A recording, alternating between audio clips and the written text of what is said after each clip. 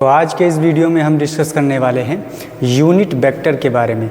Unit vector क्या होता है और इस पर कुछ खास सवाल भी हम देखेंगे कि कैसे यूनिट वेक्टर निकाला जाता है। तो सबसे पहला चीज़ है यूनिट वेक्टर को हम समझते हैं कि यूनिट वेक्टर होता क्या है।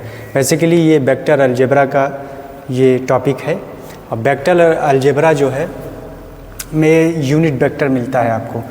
तो देखेंगे कि यूनिट वेक्टर होता क्या है। वैसे वेक्टर के बहुत प्रकार है जिसमें एक यूनिट वेक्टर भी है।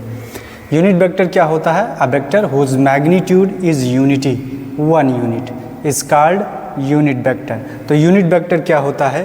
बेसिकली ऐसा वेक्टर जिसका मैग्नीट्यूड वन हो उसे हम कहते हैं यूनिट वेक्टर। और यूनिट वेक्टर को हम लिखते हैं इस तरह से, इसको ऐसे पढ़ा जाता है ए कैप, क्या कैप ए।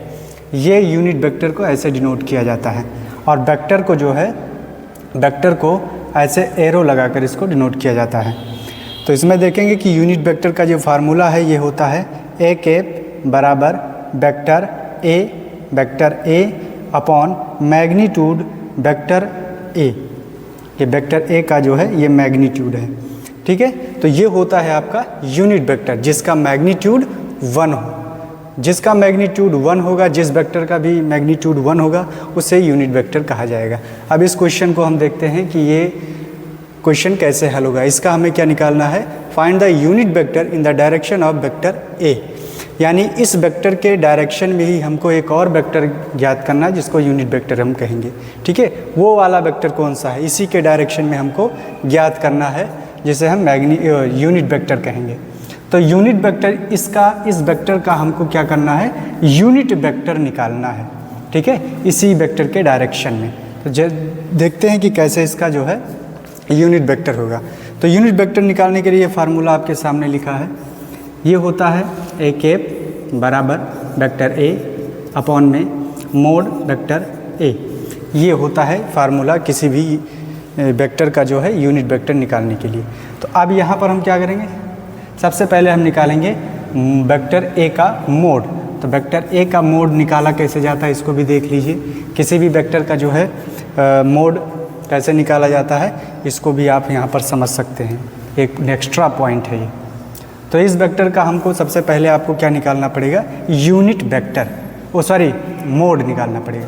तो इसका निकालेंगे तो सबसे पहले रूट लगाएंगे और रूट लगाने के बाद में ये आई के साथ में, यानी कैप आई के साथ में जो लिखा है उसको हम यहाँ पर लिखेंगे 2।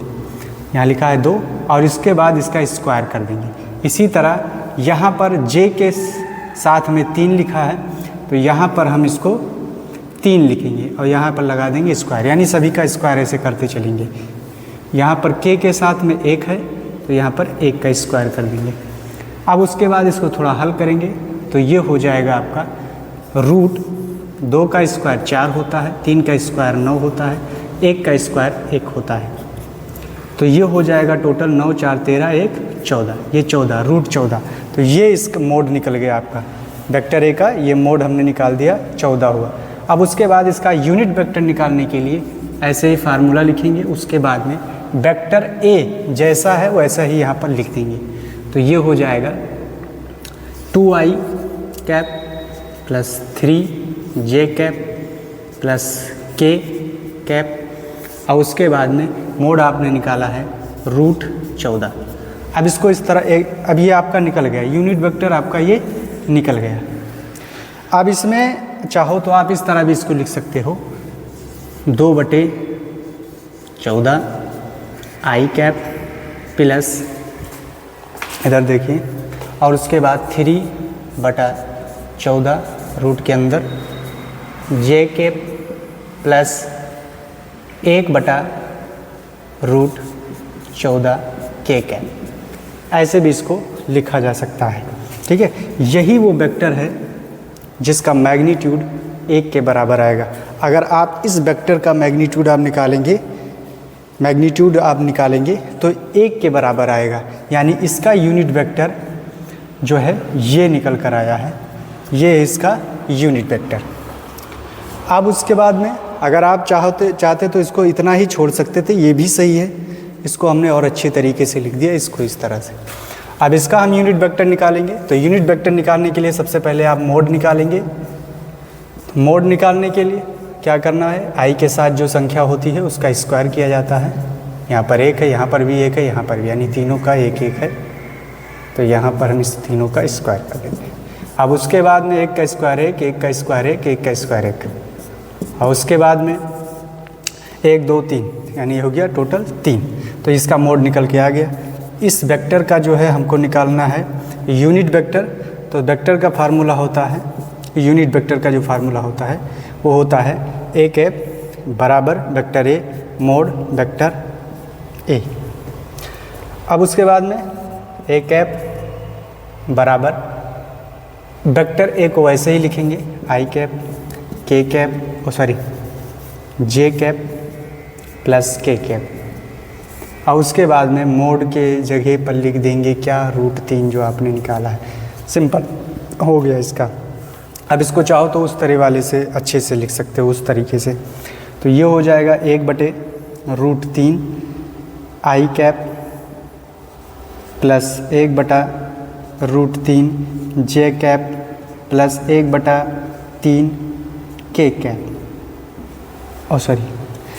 तो इसको इस तरह से भी हम लिख सकते हैं, यानी हमने इसको थोड़ा स्प्लिट किया, अलग अलग कर दिया है। इसके नीचे ये, इसके नीचे ये, इसके नीचे ये।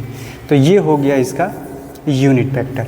इस वेक्टर का जो है यूनिट वेक्टर होगा ये। तो ऐसे आपको जो है यूनिट वेक्टर निकाला जाता है। ये बहुत ही आसान तरीका था, कोई इसमें कठिनाई की बात नहीं थी। बहुत ही ईजी है और बहुत ही सरल है। ठीक है, यही फार्मूला आप यूनिट वेक्टर निकालने के लिए यही फार्मूला आप यूज करेंगे। सबसे पहले करेंगे जो वेक्टर दिया है उस वेक्टर को ऊपर ऐसे लिख देंगे, उसके बाद उसी वेक्टर का आपको मोड निकाल देना है। मोड जैसे यहाँ पर हमने निकाला है, यहाँ पर निकाला है, ठीक है, तो उस वेक्टर का मोड निकाल देना है और मोड को उसके नीचे लिख देना है, जैसे यहाँ पर लिख दिया गया है। मोड को निकालकर इसी वेक्टर का मोड निकालकर यहाँ पर लिख दिया गया है। तो ये इस तरह है, और उसके बाद में इसको अलग अलग कर दिया गया है। अब आप देखिए, इसका आप जब मोड निकालेंगे तो उसका मैग्नीट्यूड 1 ही आएगा, यानी एक vector whose magnitude is unity. तो यही वो यूनिट वेक्टर है जिसका मोड 1 आएगा।